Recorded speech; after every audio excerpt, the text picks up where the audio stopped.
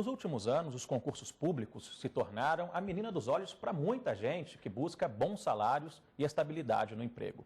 Mas muitos deles viraram processos judiciais. As ações que pedem o cancelamento das provas, seja aí por irregularidade no processo seletivo ou por falha nos editais, têm lotado os tribunais. É o que conta o repórter Adilson Mastelari. Um dos casos mais recentes foi o do Ministério Público Federal do DF, que no último dia 25 ajuizou a ação que questiona o concurso para especialista em políticas públicas e gestão governamental do Ministério do Planejamento. Segundo o autor da ação, o edital impôs à experiência profissional prévia do candidato um peso equivalente ao das provas escritas, medida que violaria os princípios do amplo acesso aos cargos públicos, da razoabilidade, da proporcionalidade e da motivação. Mas as falhas nos concursos e nos editais de concursos públicos podem estar com os dias contados. É que recentemente o Senado aprovou a Lei Geral dos Concursos. Agora, o projeto segue para a votação na Câmara e, se for aprovado, para a sanção da Presidente da República. Estudantes que se preparam para concursos relatam problemas de colegas concurseiros e dizem que, em situações assim, é preciso mesmo recorrer à justiça. Bom, eu acho certo, né? Porque realmente, se tem falhas, a gente tem que recorrer aos nossos direitos, porque já é muito difícil, a gente se dedica para estudar, é muito complicado para conseguir passar e não vai conseguir a nossa vaga por falhas da parte da banca, então é complicado. Bom, eu acho que ele está completamente correto. No meu caso, se eu tivesse problemas com o edital mal especificado, eu faria o mesmo. Bom, como a gente viu aí, esse assunto é de grande interesse para muita gente. Nós continuamos falando sobre os concursos públicos que acabam indo parar na justiça. Para isso, a gente recebe aqui no estúdio o advogado e consultor legislativo Luciano Oliveira. Luciano, obrigado pela sua participação. A gente vê na reportagem que tem um projeto que tramita no Congresso, no qual o senhor até prestou assessoria, né, sobre esse projeto de lei. Essa lei aprovada, ela vai dar mais segurança ao candidato? Boa tarde, Fred. Boa tarde a todos. Com certeza, nós estamos vendo que essa lei ela vem regulamentar diversos pontos que ainda estão sem uma regulamentação adequada, como o conteúdo das provas, a forma de correção das provas, o que pode ser cobrado, os procedimentos, a questão do sigilo, enfim, uma série de questões que estão fazendo com que os candidatos recorram ao judiciário justamente por uma falta de uma ampla regulamentação dispondo exatamente quais são as regras do jogo.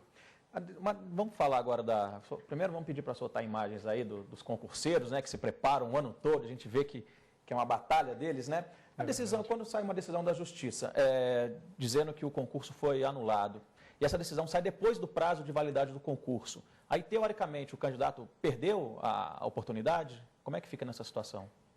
Na verdade, o candidato ele deve entrar na Justiça quando perceber alguma irregularidade, alguma ofensa ao seu direito, ainda durante o prazo de validade, né? Isso depois de homologado o concurso, para justamente questionar qual foi a ofensa, a ilegalidade que ocorreu no concurso. E em caso de anulação, na verdade, ainda não está definido claramente em lei o que deve acontecer. Se o órgão tem que fazer um novo concurso, se fica como está, como fica a questão dos inscritos, daqueles que se prepararam.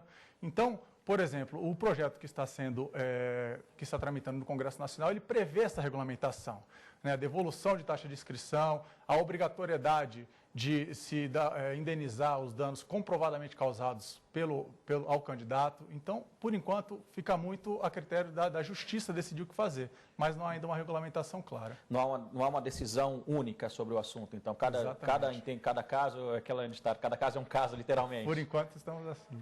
Despesas como passagens, hospedagens, a gente que está aqui em Brasília vê, né, direto as pessoas vindo para cá para prestar concurso público. E se esse concurso ele é cancelado, como é que fica essa despesa do concurseiro? Ele arca com prejuízo? No atual estágio da regulamentação de concursos, ele tem arcado com prejuízo, né? Porque não há uma previsão de ressarcimento nesses casos. Alguns até procuram o judiciário, essa é uma das questões também que às vezes demanda o judiciário, mas não há uma regulamentação. A lei ou o projeto que está tramitando busca justamente, também nesses casos, assegurar o direito daqueles que prestam as provas, né? No caso de uma irregularidade em concurso, a quem pedir explicações? Ao órgão que está fornecendo a vaga ou a empresa, em muitos casos a gente sabe que acontece, que acabam terceirizando essa prova, a quem recorrer? Em princípio, a própria empresa ou entidade, vamos dizer assim, que está realizando o concurso público que tem a responsabilidade.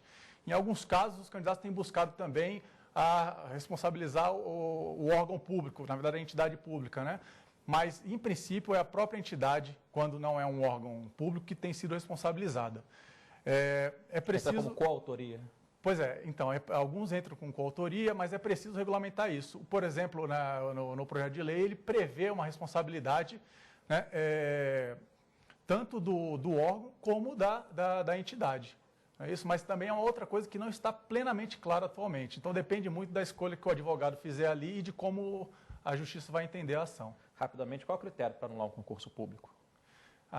Primeiramente, uma ilegalidade patente, né? As principais ilegalidades que nós temos é a quebra de sigilo, né, das provas e das provas que são aplicadas, quebra de isonomia, concursos sem reserva de vagas para deficiente, concursos que exigem critérios de admissão não previstos em lei, porque isso já é pacífico, que todo critério de admissão tem que estar previsto em lei, como escolaridade, idade máxima. Então, esse é um tipo de situação que gera a anulação do concurso, tanto a quebra de sigilo, como a cobrança de parâmetros não previstos em lei.